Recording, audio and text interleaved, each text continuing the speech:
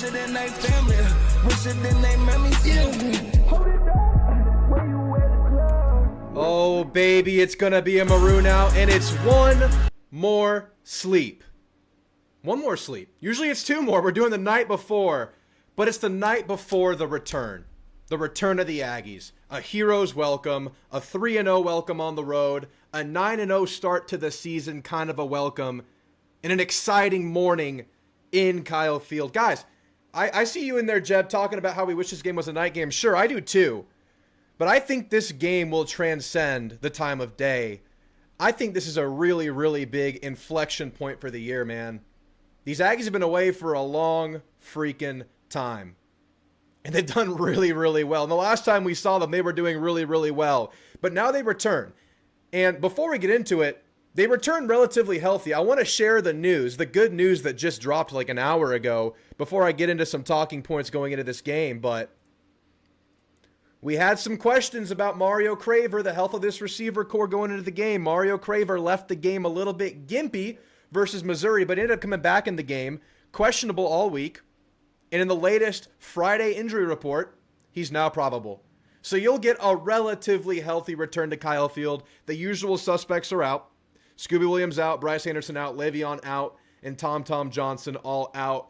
I believe Le'Veon and Scooby should be close to returning. I would wager the next 2 weeks. Bryce, kind of a mystery to me. I'm not really sure. Maybe some lingering effects from the injury. Who knows? But they return in a pretty good place, all things considered. And it's a really big day for the Aggies. This season so far, and I'm going to speak highly about the season so far, knowing there's a lot of work to do, but it's been a storybook. It's been cinema. And like I said, tomorrow feels like a bit of an inflection point before all the cards are kind of on the table for every subsequent game after Sanford. And this is a big one against a worthy adversary, a team that's down on its luck, a team that has nothing to lose. Very real talent over there. But for the Aggies, the lore of this team feels alive and well. And I think that's kind of been a point of emphasis if you're looking at A&M online this week, if you're just kind of observing this team from afar this week. But let's back it up. Because I feel like every week that goes on, what has already happened becomes more solidified in like the echelon of Aggie lore. It gets higher and higher up, kind of in that pecking order of the great seasons and stories we've seen in Aggie football. And it started early in this year versus Notre Dame. That was a huge game. We remember it. It was a storied opponent in a storied atmosphere early in the season, non-conference opponent, big playoff implications in the game. And A&M comes up on top in a absolutely legendary finish. Marcel Reed, great game, great finish, clutch performance, the coming out party of a couple of really good Aggie receivers that are now legends. Just, within 9 games, Mario Craver and KC Concepcion have achieved legendary status. And that all started with Notre Dame. And I feel like every subsequent game that goes on, that Notre Dame game, it becomes more special. Like, thinking back on it, it gets more and more sweet the more real this Aggie team becomes week on week, and now 9-0 returning home. Then you go on your 3-game homestand, and I felt like kind of the conclusion of that era of the season was another big inflection point. You defended home turf, and I talked about on this channel how if A&M was going to go where we want them to go and where we are right now, those wins were non-negotiable. Those were ones you had to get. And A&M left no doubt. A little trouble coming out of the bye week early on versus Auburn, but not defensively. Great defensive show out there. But then versus Mississippi State and Florida, you take care of business. Those are games where A&M slips up in their history, and you didn't. And that was a really big deal. Then you take the show on the road. The third inflection point was that LSU game. The exodus of Death Valley, the empty valley. Huge win. Get that monkey off your back. You couldn't win there. You got it done. You blew them out. You emptied it out. Really, really feel good win. And now, you come home after all of that. You go and you beat Missouri. And besides just the current state of affairs, there's a lot of special about this team. A lot of character about it, right? Like a lot of just vibes things about this team. I mean, you have like little quirks about it, like the chair. 9 stickers strong every game. Banging on it, hitting it on the turf, hitting it in the locker room. Armaje Reed Adams. If you go to the A&M photo gallery of every game that has happened this year, there's an image of Armaje Reed Adams with the chair in the middle of the field. You got characters on the field. You got a stable of running backs, nicknamed the Stable, and we just saw about them in the Pulse. I mean, it's a pretty cool deal there. You got 4 backs that kind of just play for each other and with each other. 5 if you count Le'Veon. That's character. I mean, you got everything that Tommy Moffitt brings. The if you ain't in my jersey, that's Tommy Moffitt. The toughness of this team, that's Tommy Moffitt. The fact that this is a fourth quarter team, partially Tommy Moffitt. I mean, majority-wise, that's Tommy Moffitt. He adds character to this team. You got those wild dogs on defense, that defensive line, that Cassius Howell. I'm calling it Cassius Howell in the room because you never know who's going to pop. It could be Dayon Hayes. It could be TJ Searcy, Marco Jones, Rylan Kennedy.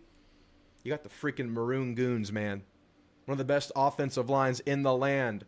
Bringing it back to 2020. It had been a few years, and that thing is back. And, of course, you got this wide receiver core. And you got the gingerbread man himself. Man, what a freaking team. That deserves an absolute hero's welcome back to Kyle Field tomorrow. It's going to be a packed house because I think Aggieland feels this moment. Feels what this team is. Feel what this team has earned. The right they have in this game, and that is to get that 10th win. That is on the table tomorrow. And there are reports of record traffic in Kyle Field tonight, because I think the 12th man is going to show out for this one, even though it's in that sleepy morning slot. It ain't going to be sleepy. We got revenge on the mind, man. Those bastards, they're back. Lenora Sellers couldn't tackle them. Here's your chance. This is a team that you know this team wants to be, and despite how down and out they are, I imagine they're going to give you an effort. They got a quirky coach, man. I like me some Shane Beamer. I'm hot and cold with Shane Beamer. You know, 1 minute I like him, 1 minute, okay, a little bit too goofy. Maybe that's just what he is and it fits there. We'll see. Rough season. But they made the coaching switch, fired the coordinator. They're off of a bye week. We'll see. We'll see, man. They're going to give us their best effort. But not in Kyle Field. Not going to let it happen. Not these Aggies. They're going to leave no doubt. And I can damn near guarantee that, but we do have a game to play. Guys, thank you so much for being here. It's the night before. We don't usually do this time slot. I had to move some things around this week. Thank you guys for being here. I see 40 of y'all in here. That's a great crowd for a Friday night. I know you guys are well behaved tonight, right? Like, we're not going out partying knowing we got an 11 a.m. showcase tomorrow, right?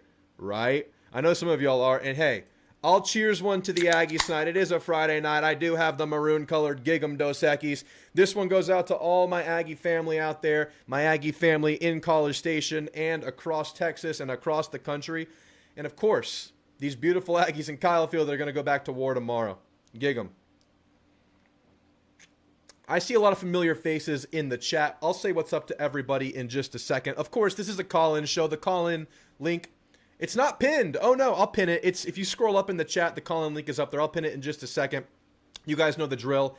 Call in, get a correct score prediction, and you will be written on the Hall of Fame up there. We have 2 entries this year.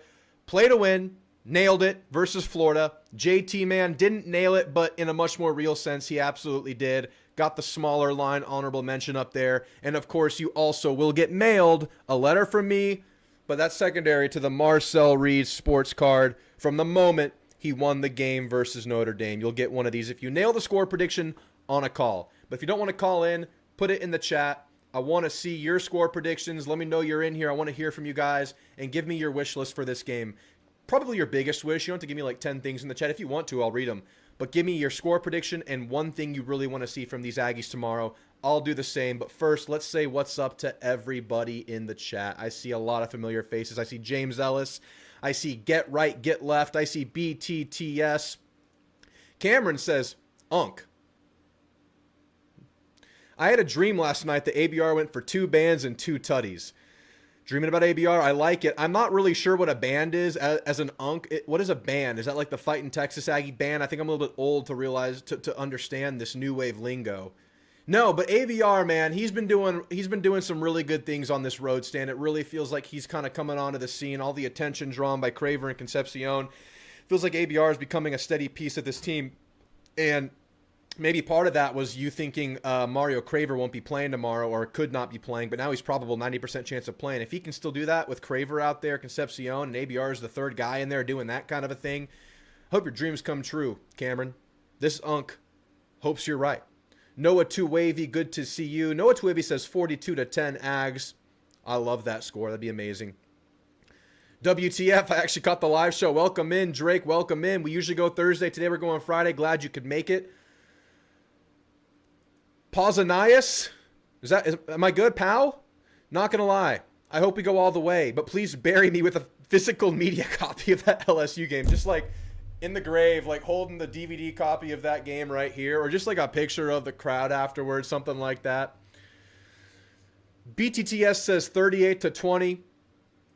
Jeb says 42-20. We owe them an ass kicking. We do owe them an ass kicking. We owe them some tackling, that's for sure. What's up, Jonathan Ortiz? Good to see you, man. Landry, good to see you. Let's ride. Sly says 34-13 Ags. I guess we're all wearing maroon. We got to wear maroon, man. I wore maroon by design tonight. Had to do it. We got a maroon out tomorrow. I'll be at the game. I'm taking my mom to the game. Wife is a little bit, under the weather. She's getting better. She's recovering from a small procedure. She's going to stay with a friend here at the house. Mom and I are going to go hold down the fort in Kyle Field tomorrow. I'll be wearing maroon, and I got her wearing maroon too. Landry says 72-3. Damn. If that happens, I'll take 3 shots tomorrow on the live stream if A&M drops to 70 tomorrow. I'm aiming to go live after coming home, maybe for the Texas-Georgia game tomorrow night. That'd be a lot of fun if we could get the win and come and do that. Aggie Man says 41-10. What's up, Aggie Man? Good to see you. Chance, chills across the nation, and specifically in Kyle Field tomorrow, man. I can't wait for these chants tomorrow, man. They're going to echo throughout the world. It's going to be epic. I don't mind 11 a.m. We get to chill the rest of the day. Yeah, that's the thing. Like, as a consumer and then as, like, a creator, 11 a.m. is beautiful because you get to watch the games. If you win. If you lose, it sucks. That's always the case, though. Marcel Reed says Jay. Amen, man. I'm not going to Josh Pate y'all. Y'all throw the Marcel Reed and the chills in the chant. I welcome it. When you get a chance, DM Rocky. Amen. I will. Jonathan. Is he on X still? I'll look into it. This is a game that you can probably rest guys on. It's, hey, let's not put the cart ahead of the horse here, Jeb. Let's go kick some ass first. I'm going to give you my wish list, and I got something specific to ass kicking in this wish list that I'm hoping for tomorrow. We'll see. It could become a game, man. They've made several games, competitions in the fourth quarter. I mean, it took a while for Ole Miss to kind of separate against them. They played Bama really close before that. I mean, it's a team that's capable of doing that. It really is. So if you can really rest guys and you're in a position where you're putting this thing away early, that is a really, really good place to be if you can get that done. Mama Galan, yay, Mario. Good to see you, Mama Galan. And yes, we're very happy to have Mario back as a probable tomorrow. That's great. I would play Moss and Scooby next week so they aren't too rusty against Texas. Yeah, get some manageable reps against kind of a less physical team. I think that makes a lot of sense, Jeb. I think that makes a lot of sense. We'll see. I think like next week is right on that border of where Le'Veon's good to go or not. So if he can get reps in that game, that'd be huge. But as we've learned about Le'Veon Moss through his recovery from the ACL, this man is made of metal and like carbon fiber. The report about Le'Veon coming off of his ACL was that he had like minimal atrophy in the injured leg. Just a freak. So hopefully he can be pretty close to, be pretty damn effective whenever he comes back. We shall see. Enchilada making me hungry. 38-9 A&M. I like it. Marcel Reed. Drew, you're amazing. Gig'em Aggies, you're amazing. Thank you, Mama Galam. Aggieland 79. Good to see you. Gig'em. 31-13 A&M. So Nerve saying Craver may be out. We just got word that he's probable tonight, like an hour ago. Good stuff. Chance. Chills. I also got A&M 42-10. I like it. Maroon Goons are back. Indeed. Gingerbread Man, indeed. Cocky with nothing to lose. Is this the one that get caught napping? Nope, this is a revenge game. I want them to hit Sellers early and often. Ags in a blowout, 51-17. I like that wish list. Hit Sellers early and often. I might echo you with mine there. And yes, very much a sleepy spot. You're coming home, which, as surprising as this sounds, it can breed a little bit of complacency to say, I'm at home, I can lean on this crowd a little bit taken away with the atmosphere. It's a morning game. Those are two things that can go into kind of a letdown. You're against a team that's kind of down on their luck. Not these bastards. Man. I feel like it was yesterday we were here on the watch party. We watch partied that loss here. You can go back and watch me fall apart on that game. And that's me, a bystander. You got a lot of players back who have a lot of bad feelings about that one. They're going to remember. They're going to sharpen the senses a little bit more this coming Saturday, Aaron. I like it, man. I like the message there. Jonathan says confirmed traffic is terrible. I love to hear it. I'm trying to get there super early and come from San Antonio. That's not necessarily easy. I'm trying to leave at 6. Is that early enough? Maybe I should leave at 5. I have my Gamecock best friend coming to town. Safe to say he might be wearing maroon when they lose tomorrow. Get him in maroon. Get him in maroon. Aggies are nice, though. They're not going to be mean to him, so you got that going for you in Aggie land. Just stay away from the drunker portions of the student section. It's 11 a.m., though. It should be super safe for an away fan, and A&M is typically one of the best places to visit as an opposing fan. Even LSU, when I went this year, overblown. Not that bad. Some shit talk, but nothing crazy. Working night shift tomorrow. Going to be a long night waiting for tomorrow. Oh, you're on the night shift tonight. You're going to be waiting all... Yeah, that's rough. I just get to sleep, and then hopefully I can fall asleep, and then wake up, and then I'm going to College Station. I can't wait. I'm about to hit the effing gym. Get it in, man. I got it in before this live stream, man. Enjoy the gym. Enjoy the gym. Hammer that like. Yeah, guys, if you could like and sub, that would help. Thank you, BTTS. I appreciate it. Tenacious Explosivo, good to see you. Kelly, listening in bed. Very responsible of you. We got an early morning tomorrow. I'm only drinking one beer tonight. One A&M Dos Equis, and I'm going to bed after this. We got an early morning. We got to be up bright and early. Ready to go. AJ Hernandez, what's up? Good to see you. Good to see you. Ags are so inspirational, says Cheesy Puff. They really are, man. I'm inspired by them. I'm inspired. Silver Beast, 11-0 Ags. Tomorrow represents 11-0. And it's a whole new season after the win tomorrow. Once you get a win tomorrow, it's a whole new season. But that'll come when the time comes. It's all about getting that 10th win, getting those double digits before you hit the postseason. I mean, who would have thought, man? Like, it was always possible. I kind of made my score prediction or my record prediction earlier in the year, before the season, 9-3. But then I was very clear to make a statement saying that this team is capable of that 10-2 or 11-1 record. You have the continuity, you have the year 2 staff bump, you bring back key players, you're a talented team. I did not mention 12-0 though, which is also possible right now. Very possible, very alive. Want to see Terry Bussey get involved with Craver? Iffy. Yeah. You want to see Bussey? Well, Craver's probable now, so that's 90%. And, I mean, the fact that he went down, but he was able to keep going last week, I think it was just precautionary this week. And, you know, maybe he can get a lighter workload next week. It's a good place to be. It's a good place to be. And if it doesn't work for Craver, it's not going well for him, you can sit him down. You got a wild Terry Bussey good to go. And Bussey, building experience, getting better. He's had like a reception every game. It'll pop eventually for Bussey. Can we please find a way to keep Klein here another year? It's tough, man. There's going to be a massive ripple effect in the coaching landscape. There already was, but there's going to be a secondary one. There's going to be an aftershock. Once all the coaches go to their new destinations, people are going to have to fill the old destinations. So I don't want us bad-mouthing Klein if he does leave, because he has had a tremendous season this year. He's done so freaking well. He's going to get eyes. He's going to get attention as a head coach, and we know he has that aspiration.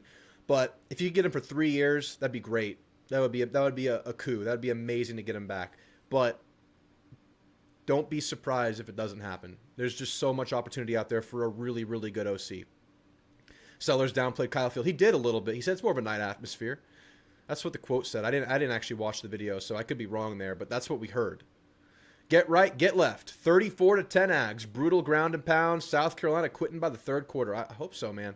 Fitchy calling in tonight. I see Fitch in the waiting room. I see Play to Win in the waiting room. Anybody else wants to get in there? I got to pin this chat. I got to do it on my phone because I don't have that pulled up here. Give me a second to do this. Just so y'all don't have to scroll and find this freaking call-in link. This is riveting television, I know. I'll do it in a second. It's up there. If y'all want to scroll up and find it, it's up there. Love to see Bussey have a big game. That would be epic. That would be epic. What's the biggest weakness A&M still needs to fix? The biggest weakness? I'll talk about it in my wish list. I have one that I want to see them kind of do differently. The run defense is, but I've been thinking about this run defense, and yes, they make mistakes in it. They make mistakes in the running game. They do. A couple times a game. There's a big one you give up.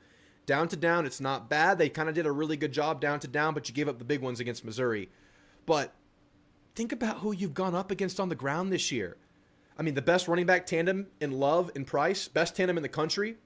You went against 4 of the top 5 leading rushers in the SEC in Baugh from Florida, Cobb from Auburn, Hardy from Missouri, and Washington from Arkansas. Those are all the leading rushers in the conference. Those are all the teams that want to run the ball in the conference. So, yeah, your rushing numbers aren't great, but who else on this schedule, including playoff, is an elite ball-running team?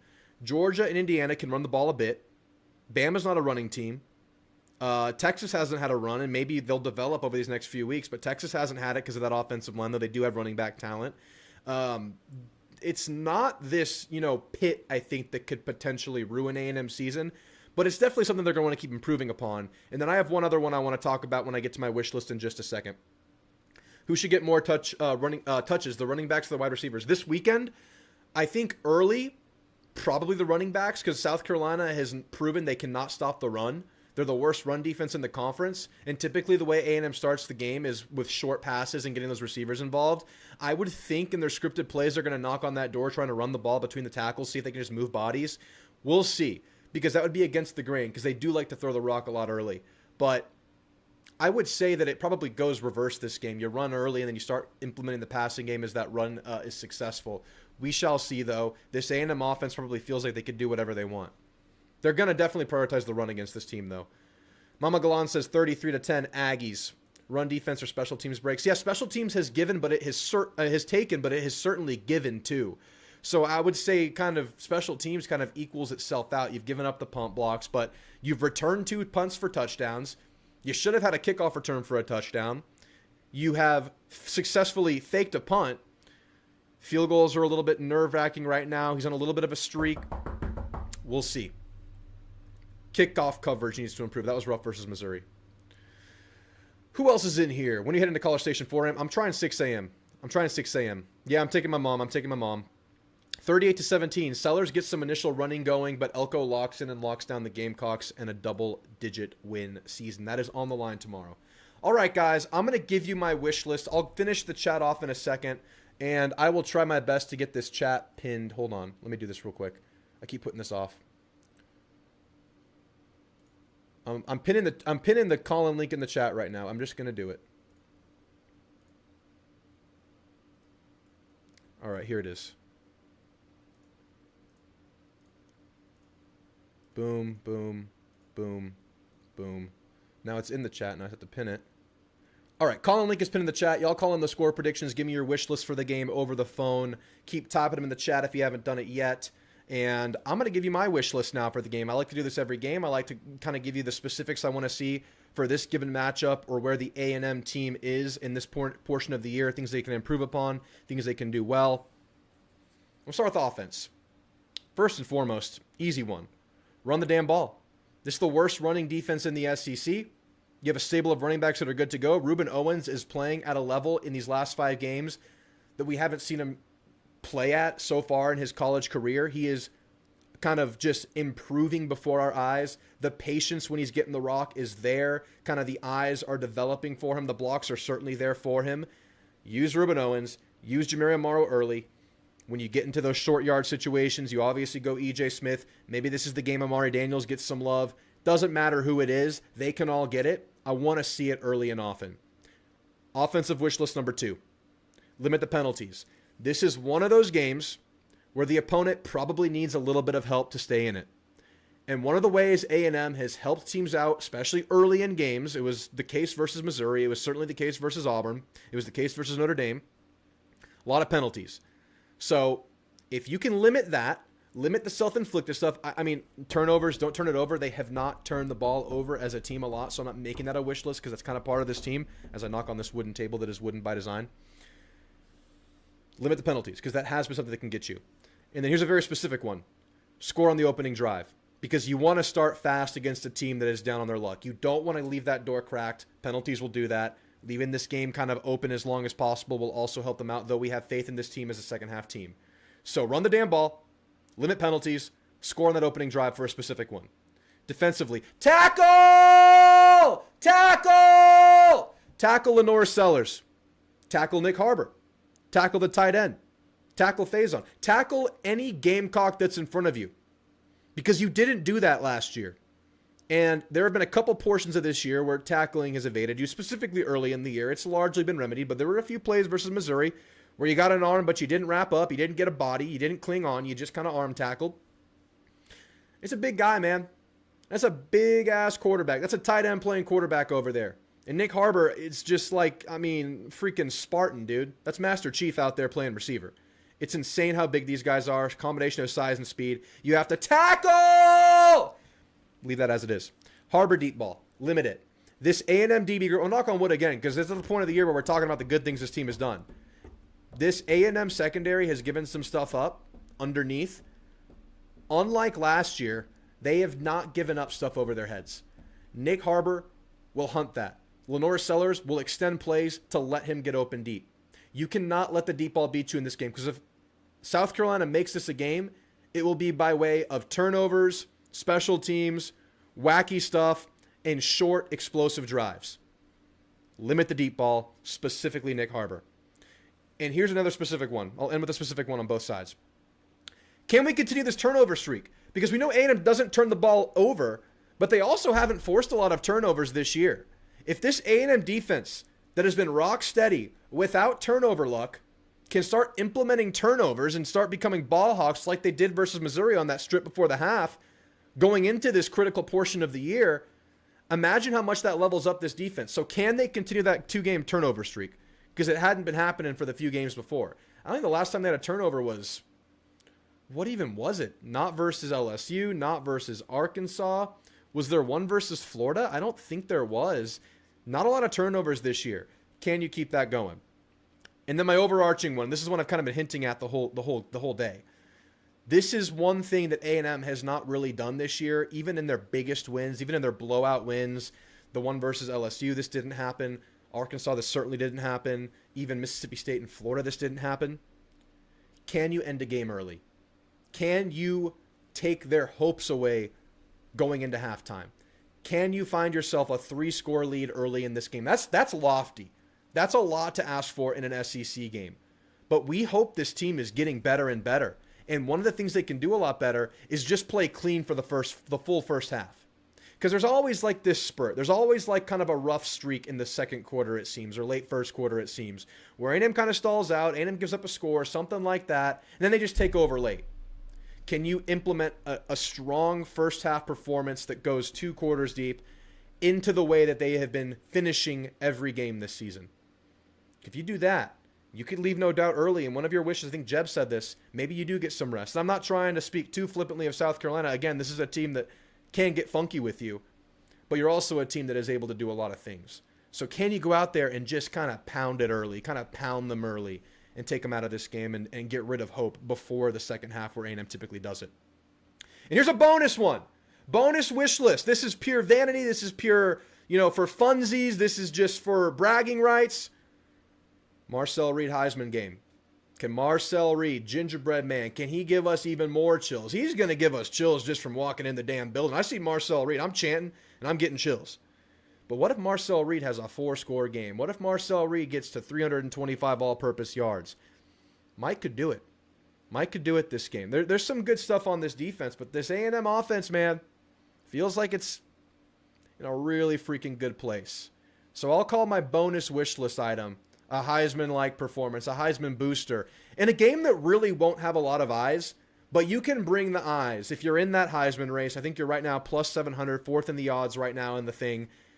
Can you kind of not lose ground, or can you even elevate yourself in a non-marquee game? That would be bonus for Marcel Reed. Those are my wish list, guys. I love to hear from you. I want to hear your score predictions. Call them in. I see 3 people waiting. Let me catch up with the chat, and then we'll get into everybody who's waiting in the call-in room. I see Play to Win. I see Fitch. I see Tyler. Anybody else wants to get up there, get in that link. It's pinned. We'd love to see him put a 50-piece on him. That'd be beautiful, man. That'd be gorgeous. Aggies 49-13. Is Craver on the injury report true? It's true, but now he's probable, so he's 90% sure chance to play. Who's the most underrated player on the roster right now? Ooh, I think Tyler Onyedem was, but now he's getting the love he deserves. Tyler Onyedem's an absolute beast right now. Who's underrated? I think Marcus Radcliffe. Marcus Radcliffe has been so steady and solid, especially in tackling. Marcus Radcliffe is one of those guys where if he gets an arm on you, he does cling on to you. So I'm loving what we're getting from Radcliffe. He's also kind of playing more free safety than he was expected to this year, I think, because Bryce went down, and he kind of stepped into that Bryce role, playing that high safety, and he's done a really good job keeping things in front of him. I'm going to say Marcus Radcliffe is the most underrated player on the roster, King Domino. Good question. I like that one. No, he's not 50-50 anymore. He's 90% now, Jonathan. 90%. Your wish list, up by 24 third quarter and play younger guys for experience. That'd be beautiful. A fast start would help with that. Only 19 likes for the video. Get the likes up, guys. Get the likes up if you could. Thanks, Rick. Richter, sorry. Big Fitchy says we're going to win. Damn right, Big Fitchy. 30s are too low. Ooh, I got 38. Am I too low? Am I too low, JT, man? I love it. We've been beating desperate teams all season. Amen. Let's just go do it again, right? Let's just go do it again, damn it. Campus was pretty packed today. This game is real hyped. I know, man. It's the return of the Aggies. It's a big deal. A hero's welcome tomorrow. Another coach fired after facing the Aggies. No, I think Beamer has some leeway after last season, man, but can make things uncomfortable if it's ugly. I think it's already pretty weird there right now. Ole Miss is the worst away of my environment. Just give him a stray right now. Oh, talking about the Ole Miss South Carolina game? Yeah, I guess. That is legit crazy. Do you think the Aggies have the record for the most coaching fires after losing them? Maybe. Coach Slayers, I like it. 11-1 loss to Samford. Maybe. Hey, that loss won't really hurt you, man. 31-27 South Carolina. Griffin! The hell, man? No. I would like to see Isaiah Williams get this year. He would look really good in the spring game. Yeah, he just seems like to be the odd guy out right now, but he's certainly waiting. I would imagine Concepcion has a good chance of going pro this year. Be a great slot receiver at the next level. But I really like kind of what we're seeing from Isaiah Williams on the sideline. If you watch the games, he's right there locked in, talking to teammates. Really good teammate. He's right there. One guy down, he's in. Luxury to have because I think he's going to be really good. That was a really good spring game from him. Yeah, we can't hate if Klein wants to be a head coach after the season. Yeah, he's played himself up. He's definitely played himself up. Hopefully Lee stays while Marcelo's here. It'd be great. If Craver's out, definitely want to see Williams and Norman maybe get some reps. Yeah, Norman's right there too. Man, this room is good. This receiver room is good. Magical season. Amen, Tyler. Amen. I blame some of the run fits on play calling. Missouri gashed us when we only had 5-man box and they ran 12 personnel. Yeah, that's fair. That did happen a couple times. I think you're talking about only one linebacker kind of in the box on that explosive touchdown late in the game that we gave up. FYI, knocking on wood was started by knocking on a dead man's casket whose nickname was Lucky. That's funny. Praying for safe travels. Yeah, safe travels, everybody going to the game. All right, wish list. See the 12th man kickoff team in an SEC game. Dude, that'd be brutal. I got chills right now. Let me get a blanket. I love it. You need a blanket for those chills, huh? Marcel Reed's a man's man and a very respectable young man. He's awesome. Great leader. Obviously a coach's son. Obviously a guidance counselor's son. I mean, great parents. Great guy. My only wish is Kyle Thiel will be rocking this whole game. Man, I think it's going to be special tomorrow, especially for an 11 a.m. game. Ticket prices were insane. I think the priciest ticket in the SEC this weekend, even more than Georgia. It's top two. It's A&M or Georgia this weekend. I was told A&M is the highest ticket. I didn't check it myself, but that's what I was told. All right, getting into the calls, guys. Play to win. You're on, man. How you feeling about this team? How you feeling about this game? Man, I'm feeling awesome, Drew. Thanks for letting me go first because I'm watching our first round of the playoffs. Port Neches Grove's Indians against the Nacogdoches Dragons. Yeah. And it's halftime, so it's perfect timing so I can watch the second half of the game. We have them down 31-0. I mean, we finished the season 10-0. So we're having a great year. Sounds like the Aggies. Yeah, that's what I'm thinking. I said we're mirroring, our high school team's mirroring what our college team's doing. So the only complaint I've got, the only one is about plugging them holes on the defense to stop the run. Yeah. I mean, otherwise, I think we have done very well. The guys we're up to championship football now. We're peaking, I think, at the right time, and taking on SC, and we definitely own from last year. We know that. I mean, everything else is fine as far as I'm concerned. I mean, God, last Saturday was just a masterpiece of control football. We just take control in the second half, and we just go for it. And it feels like that control, that grip on the game gets stronger and stronger as the game goes on. I mean, there's been several games. A&M just completely takes the air out of it. Obviously, LSU was a long, sustained version of that. You could think about the Florida game, that kind of long, 8-minute drive. What was it? A long drive, only going 50 yards for a touchdown. And then versus Missouri, they didn't touch the ball again after they scored at the 7-minute marker. I mean, late fourth quarter is A&M's time to shine, especially in the running game. Don't give A&M a lead in the fourth quarter. Right, and I couldn't believe I still can't believe I got the score right in the Florida A&M game. You nailed it, man. You nailed it. What was it? 34-17, right? Yep, you're on that board right there. I can look back and see it. You're up there. Yeah, that's awesome. I'm looking. I'm taking the over in A&M for SC. I'm calling it 45-20 A&M.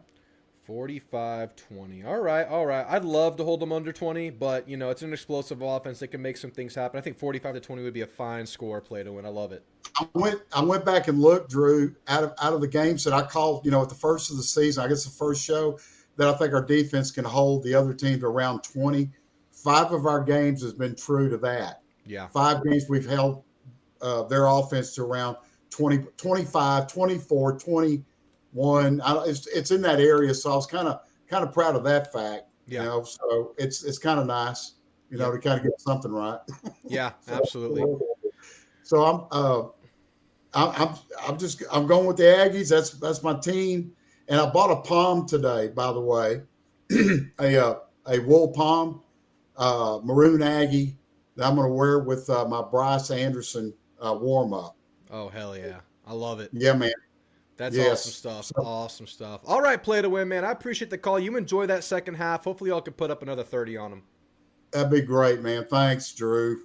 Yes, sir. You have a good night. Okay, have a good talk. Yep. All right, good stuff from Play to Win, who goes with the 45-20 to enter the Hall of Fame contest and a chance to win the Marcel Reed card. Fitch, how you feeling, man? And what the hell's wrong with your boy? What's wrong? What's his name? What's his name? Franklin, Griffin? Francis, Griffin. What's up with Griffin, Griffin? yeah. What's wrong with Griffin? Griffin's a Texas fan, so he goes to explains Texas. So yeah, Okay, so that's his. We won't hold that against that's him. his Or we MO. will, but okay. Yeah, that explains the score. All right, Fitch, how are you feeling about this? You know, I haven't talked to you in a few weeks. I mean, what are just your thoughts coming home, the 3-game winning streak on the road and everything that's happened and this game? Yeah, I mean, I guess to start off, I would kind of want to like look. If you look back at that Missouri game, Mhm. I think that's kind of the feeling of how these games are starting to shape up and what this program wants to be. Whereas I kind of like think of it like a python, you know, like they start kind of sneaking up that first half, and you feel fine, but then the second half it just starts tightening down, and like as it gets later, it constricts, and then you have no air, and then you can't fight, and then you're dead at the end of the game. And Yeah. I think that's what they want this team to be, where it's just we're gonna outlast anybody. You can bring your best stuff no matter what, but by that fourth quarter, we're still gonna be playing like we were in the first quarter from a physicality standpoint. Yeah. And I think that's like a great situation for a team. I mean, that's just at the end of the day, football is a lot of just physicality and being the stronger, better, faster team. But yeah, so I feel like going into this game too, you know, I know there's a lot of the concerns too with how explosive that South Carolina offense can be with like Nick Harbor and Lenoris and everything. But I think that this year, I mean, and watching the Elko press conference too, just hearing what he was saying, like one of the reporters asked him, what is your view on this team? They're only, 3-6, 1-6 in the conference, and do you take that into account? And he was just like, this is a very competent team that was also great last year, and they still have a lot of the same talent. And I think for him too in that game, like I have to imagine for Elko, that was a particularly embarrassing game because it was just you come into A&M, which has historically been more just about having these awesome defenses, and you were a defensive minded guy, and then you just watch all of your linebackers and linemen just like get slung off this big quarterback, and it's just embarrassing, and you get blown out, and your dreams of being like one of these top playoff teams are kind of starting to slip away and things are looking bad. So I have to imagine this week in practice has just been them saying, hey, you better focus up, because if not, I will eviscerate you, and you will be off the team. No, I'm kidding. But I have to imagine he's probably pretty. Yeah, he's probably. I bet he's a little pissed. Well, about yeah, man. I mean, how that's a last really year good was. point. I mean, yeah, he certainly took that game personally because it was just a comedy of errors and tackling, and then maybe he takes the whole end to that season personally because the game versus Auburn, he's a secondary guy, and the secondary failed A&M in that game. Same thing happened in the bowl game. So yeah, I would imagine that this is very much on his mind. Maybe not as well, probably this week, but just kind of in planning for the season was how they can improve upon that. And we've seen the secondary improve in a lot of ways, and tackling for the most part has improved in a lot of ways, but finishing is certainly improved. And it's kind of crazy how that was obviously such a buzzword and such a talking point for this team through camp, through the offseason, through everything. And the biggest strength of this team is that they finish. So it's like, you want it, you got it. You didn't have it last year, but you asked for it, and now you have it. You worked for it, and now you have it. And it seems like this team has just kind of improved everywhere they wanted to, added the players they needed to, done everything they've really had to do to get where they are now. And now the last step is just finishing a season, which is another thing they didn't do last year. And if we're to believe that everything they've done so far in the year can be scaled forward, they should. So, yeah, I believe it's personal. I believe this is a big deal for them, and I think Elko has this one, circled for that reason. That's a really good point, Fitch. What's your score prediction, man? So my score prediction is I'm going to say 31-13. I think they'll have some explosive plays, but I think we'll tighten up. I think that'll be the way that they get into positions to score. Yeah. Just a few explosive plays, and so I think that would result in some field goals. And I don't think we're going to have necessarily a super high scoring game either, just because I feel like this team. I think they're going to want to run the ball a lot and not go. And that honestly that could be explosive too. I know Sure. this run defense isn't great either. So Yeah, and they were explosive as the game went on the ground against Missouri. I mean, that explosive Ruben Owens run, you had a good Marcel Reed 15-yarder at the end of the game, and that was the best run defense in the conference. So, I mean, you've shown you can do it. No, for sure. Oh, and I've got one bonus prediction. Let's get it. Maybe not. It's not this season, but I think, and this. I want to see what your thoughts are on this, but I think we may see in like a decade or more. I think we'll see Torian York's name in talks for being like defensive coordinator somewhere. I feel like he's that kind of guy. I think that just from everything I hear about him is he's so into film, reading offenses, and being a leader. He just seems like he's the prototypical linebacker to coach type of guy. Yeah, that's a really good prediction. I think him, maybe Albert Regis is up there. I think Albert Regis is a kind of a smarter player, but certainly Torian, man. We hear obviously the interview this week talking about how he's on the plane ride home already watching film for South Carolina. I mean, just the way he plays the games, obviously he's the reason that A&M knows what's coming a lot of times on the offensive play calls. He's the one that reads tendencies. He's the one that can read the formation and understand what they're going to try to accomplish. And for sure, man, he has all the qualities you'd want in a coach. So NFL, 10 years, coordinator, head coach, whatever he wants to be. That's a really solid prediction, man. I put money on that one. Yeah, that's good stuff. Bitch. That's what I'm thinking. We'll see what happens. Maybe he'd be back here. Yeah, that'd be awesome. Hey, by the way, I got a message in chat and it's pinned right now. He's a fake ball knower coming from Griffin. That's what he's saying about you. Oh, he's saying okay, yeah. he does say that. He also he does say I've had some really bad takes, I'll be honest, every now and then, but I'm getting better, and we're turning the corner. This was a masterclass today. This is a series of great takes, Fitch. Great take day for you. Yeah. Thank you. Yeah, no. Well, all right, Fitch. You gonna be at the game? Yeah, I'm going. I'm a student, so. Okay, gotcha, man. Every time I can go, I'm going. Yeah, last SEC home game for that student section, man. Enjoy it, man. Yes, sir. Have a good night. Later. All right, you too. Bye. Good stuff from Fitch. Do you think they fire Beamer? I'd be surprised. No way. Not today. They can make things uncomfortable going into next year. They won't fire him. Tyler, you're on, man. How we feeling? I haven't talked to you in a few weeks. Hey, Drew. How you doing? Can you hear me? Yeah, I hear you loud and clear, man. Doing great. Great, man. Great. Yeah, I'm on the road right now, so I won't make this too long, but just a great season. A lot of things to be happy about. A lot of curses broken this season. Going back to last year even. I mean, breaking the SEC away game curse, breaking the Death Valley curse. Just they've proved a lot to me. I mean, I have no reason to believe that we won't go 12-0. I'm there, man. Like, I'm already there. I know I'm kind of looking ahead, but I'm thinking SEC championship. Most likely facing off with Bama. And out of the three teams that are kind of in the race, Bama, Ole Miss, Georgia, I like the way we match up with Bama. Ole Miss has Trinidad Chambliss, mobile quarterback, really good. They can run the ball. But pull myself back a little bit. I'm going to go 41-23. I think Owens has a 100-plus yard game.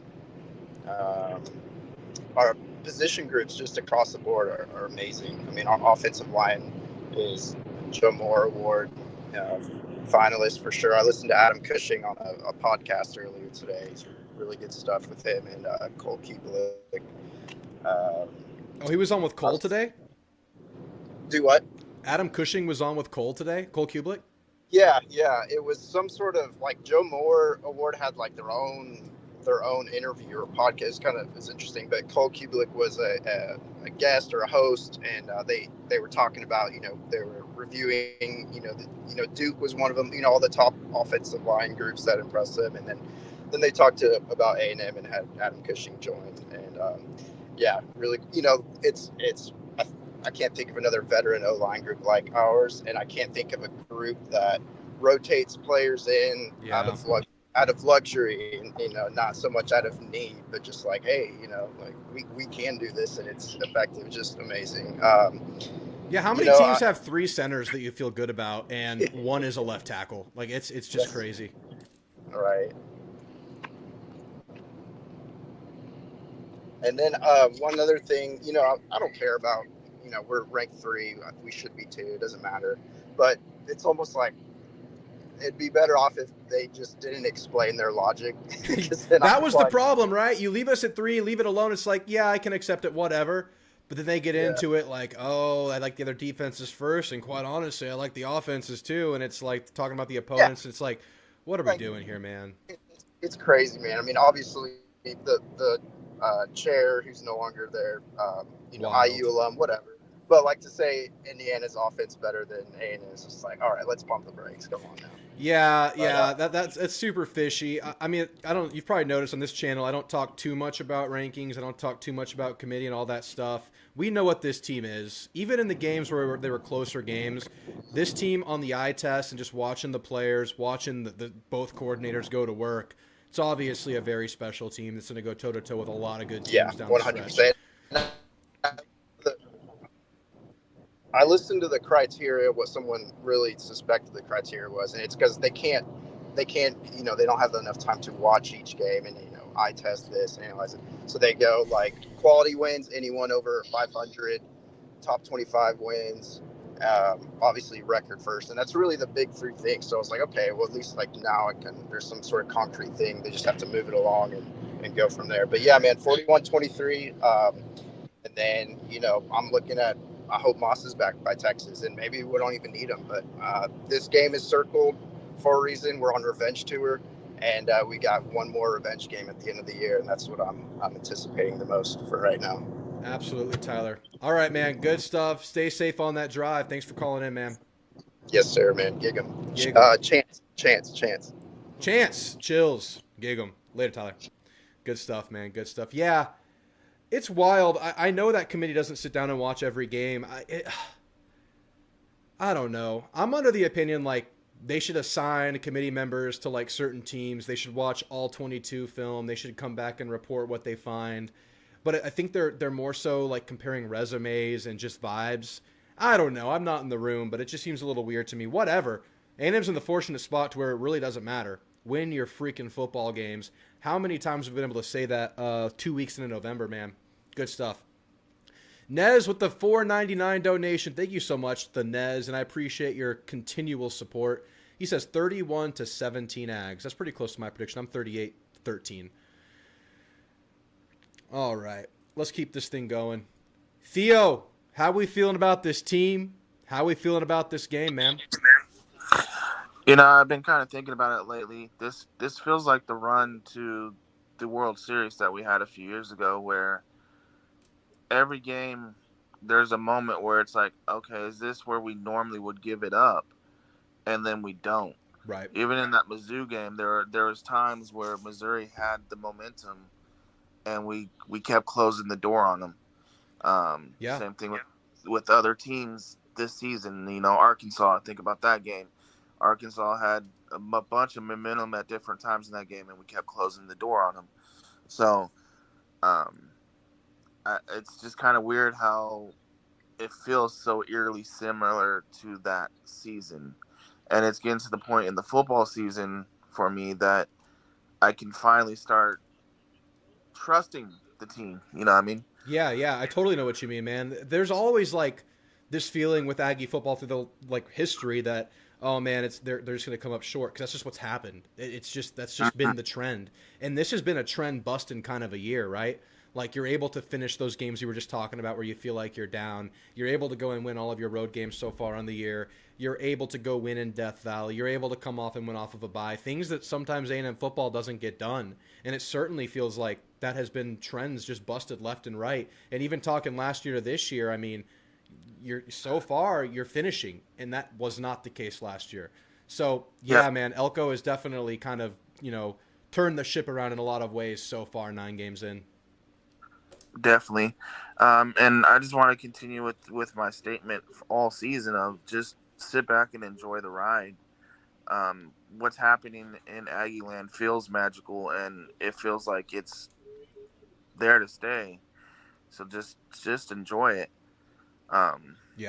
Yeah, absolutely, man. Enjoy every moment. I mean, we're already 9 games in. There's only 3 regular season games left. And, of course, we're hoping this team plays 7 more, SEC championship game and a few playoff games. But you never know. And this, regardless, I mean, I'm not saying it's over by any means. We're here to fight for a championship. But whatever happens at this point, this is a magical year. So keep enjoying it. It's going to keep getting better. They're clearly still improving, and they're clearly not perfect yet. They can still get better. Right. So enjoy that trajectory, enjoy that arc, enjoy this team week to week, and hopefully they play 7 more awesome football games. Right.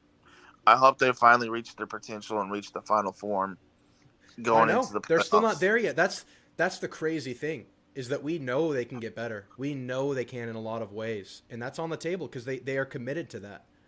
I'm really enjoying the way we are adapting offensively. Oh my gosh, yes. Earlier in the year, it was, okay, we can hit the deep ball. We're going to make the deep ball. We can, max protect and get these crossing routes and get the deep shots. And teams now are going, nope, we're going to go cover 2 and cover 4 and cover 3 and prevent those deep shots. So you're going to have to matriculate up the field. And here we are, That was the Missouri game. Yep. Running almost 250 yards a game and still also getting 200 yards passing, even if it's just sideline to sideline with screens and well executed RPO stuff. Yeah. So I really enjoy the fact that we can actually adapt our plays based off of what we're receiving from the defense. 100%. I mean, that's one of the best qualities of this team, is that offensive versatility, offensive adaptability, and kind of the way they've kind of grown and shifted things over the course of the year. I mean, we've seen a lot of things change. We see them kind of going more to that end around game now. And early in the year, like the first 4 games, I don't think they ran a single end around. I don't think you ran one versus Notre Dame. I don't think you ran one versus Auburn, and you started running them versus State. And accelerated that after Le'Veon went down. So this thing just adapts. It can go pass heavy. It can end a game with a run. It can go sideline passes. It can go screen. It can go deeper down the field like you were talking about. Another great quality about this team, if we're talking about the best qualities, third down defense is obviously, you get this team in 3rd and 6 or more, you're just doomed. That's not where you want to be against this A&M defense.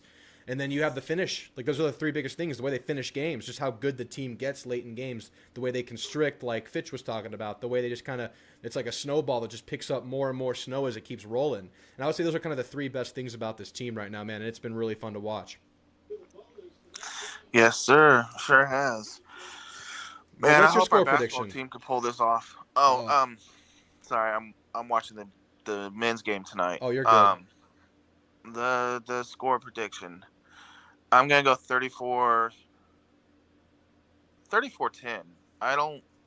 I think this is the game that we actually get a few turnovers because I feel like Lenoris is going to have that feeling like he has to do it.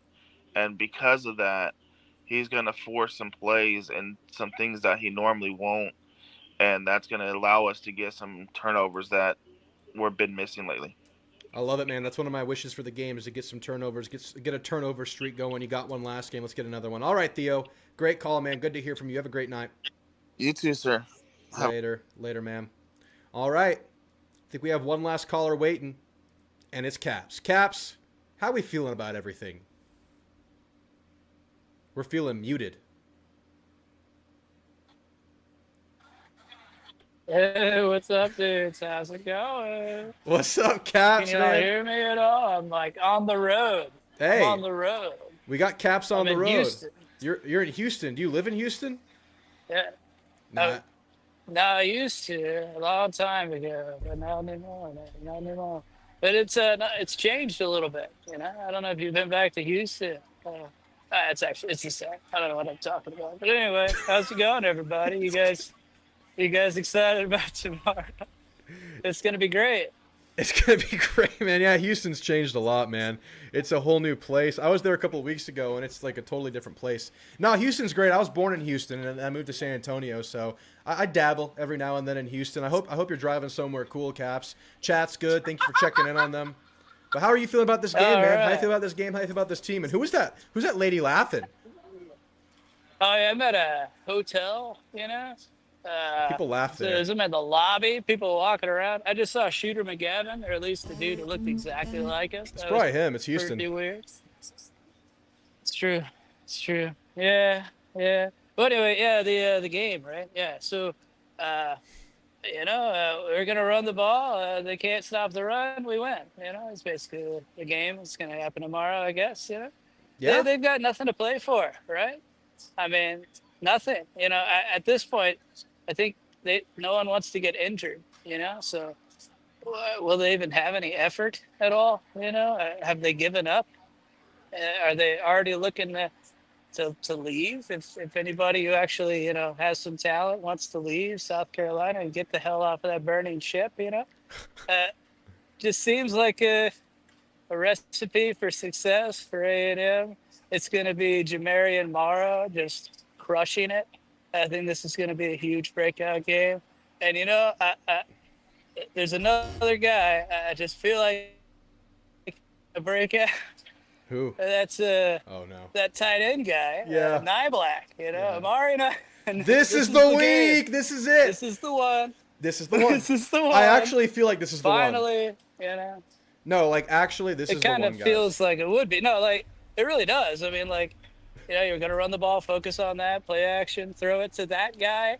And realistically, for A&M, too, nobody wants to get injured, right? This is just like kind of a game you have to play, and it's kind of like playing Sanford, except, a little bit, more talented, obviously, but same stakes.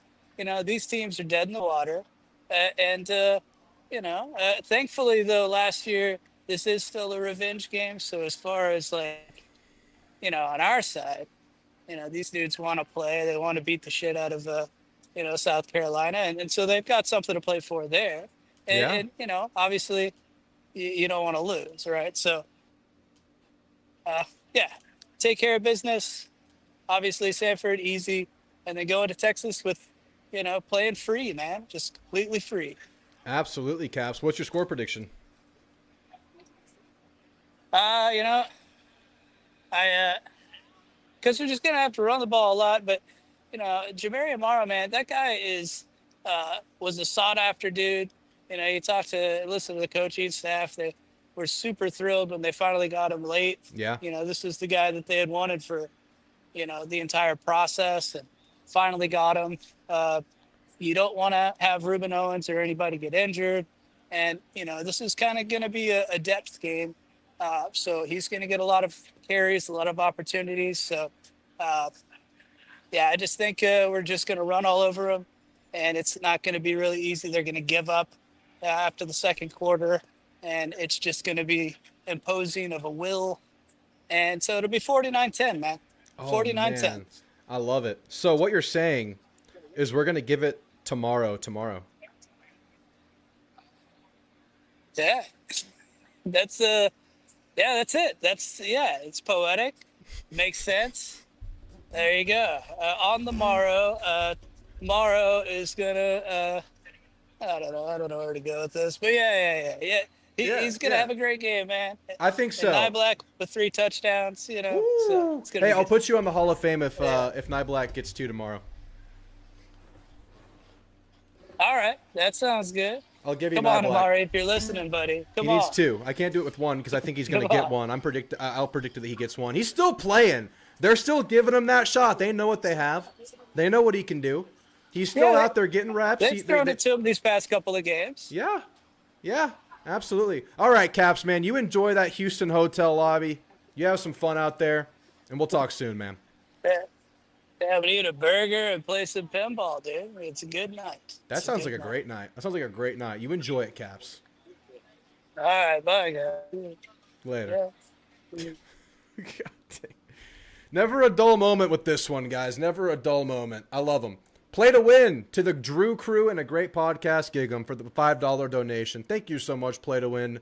You're always supportive. All of y'all in the chat are supportive. I see Steven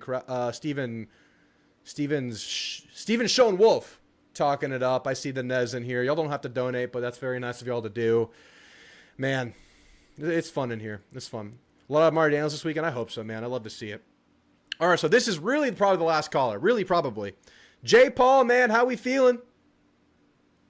Hey, Primo, I'm ready. How about you? You ready for some cocks? Yeah. I'm ready for some cocks, dude. I'm ready for them. Dude, you just seen the look on my wife's face just now peek up from her phone. I gotta go play that for my wife later too. She's gonna be like, yeah, that makes sense. Yeah, yeah. I figured someone had to do it, man. I thought it'd be Cap. You know, he's the funny guy. So No, you covered him. You covered him. We're gonna beat the Cox tomorrow. Here we go. All right.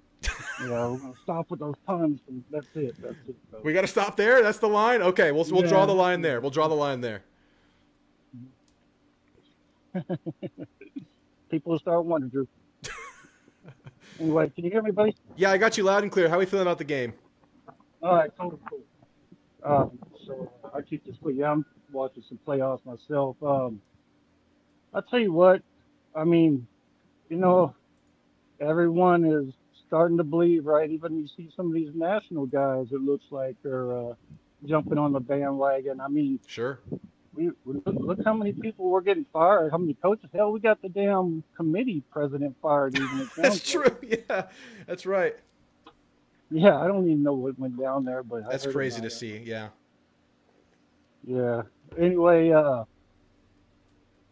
man, I think we're going to run a conservative game plan. I really do. I mean, we'll definitely try to win the game, obviously, but I think we could legit beat these guys if we ran every time, didn't throw a pass. But, I mean, hell, we could probably still cover in that way. But yeah, I think it's going to be a ground and pound game. You know, I want to see what we do against I haven't watched a lot of South Carolina. I don't even really know what they do. I've just seen their scores. I mean, was there run pass splits? Do you know? I don't know off the top of my head. I haven't watched as much of them either as I have for my other teams, but I do know that they're a team that has a good pass rush and a decent secondary on defense and an offense that is really, really uneven. They can be really explosive and then they can just go 3 and out. That's all I really know about them. Forgot how their games have flowed recently. All right. Yeah, I didn't put much thought into this one, man. I've been busy and I've been watching trying to break down some. I'll tell you what, man. I think you even said it on one of your videos. I did watch your video the other day about, man, T.O. I forget how to say his name. That dude is an absolute dog, man. He is. He is. He gets off blocks, man. He pushes people back. He was a big reason you were able to stop the outside run against Missouri. You know, I was watching, going back and just seeing how some of our guys progressed. Like I was watching the Mississippi State game where we had the goal line stand, and that was the play they were telling us on, right? That halfback dive, right over the A gap. Mm-hmm. And they tried it at the goal line. Let me tell you something. I don't know if you've ever been on the field for a game, or just any game, you know, college D1. If you saw T.O.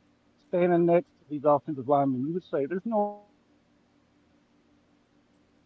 physically impossible for that dude to beat that guy, right? Right. I mean, he took on 2 dudes and the freaking fullback and stuffed it, man. It was just. He's a beast. I love that dude, man. It's crazy because really he's like a solid like veteran player at Iowa State for 4 years, and then he comes to A&M in this conference and he's getting even better. So it's wild to see. It's really, really benefited this team. Obviously, he's like the one DT you brought into the team out of the portal, and he's been such a big piece. Yeah, I mean I don't know what you call that guy. I mean, I guess he's like a general manager. I don't even know who ours is, but Derek Miller, right? That's his name, something like that. Yeah. player acquisition, whatever you want to call it. That he's the real MVP this year, man. That guy is. So many hits. Yeah, he's had some bangers for sure, man. Yep. But anyway, man, let me get going here. I'm gonna tell you, I really have got 3 more chances. Well, we got the playoffs, but we'll keep it going for the playoffs, or hopefully okay. Atlanta. But what's your score prediction for this one? See if we can get you in there early. I'm gonna get. And I've been selling our boys short on the second half explosion, so I'm gonna add 10. I'm gonna say 41-17. Good guys. 40. I really like that score. That's a real contender. That might be my favorite score we got today. I like 34-10.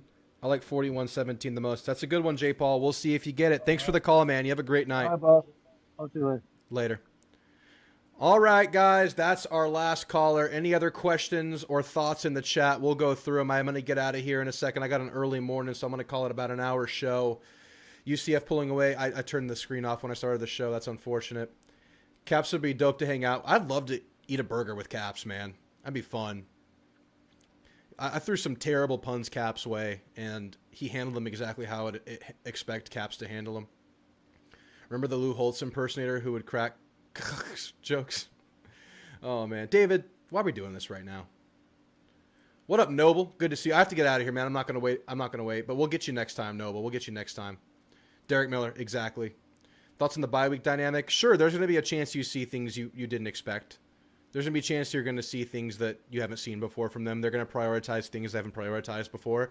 Maybe they're going to run Lenora Sellers a little bit differently. But, I mean, you just beat a team off a bye last week, and they're playing a new quarterback. And I know he's a freshman. You never know what you were going to get there. I think A&M's playing at such a high level that it's going to matter, but A&M's going to make it not matter. But there will be wrinkles. There will certainly be an adjustment early on, as there is in every game. Drive safe, have fun. Everybody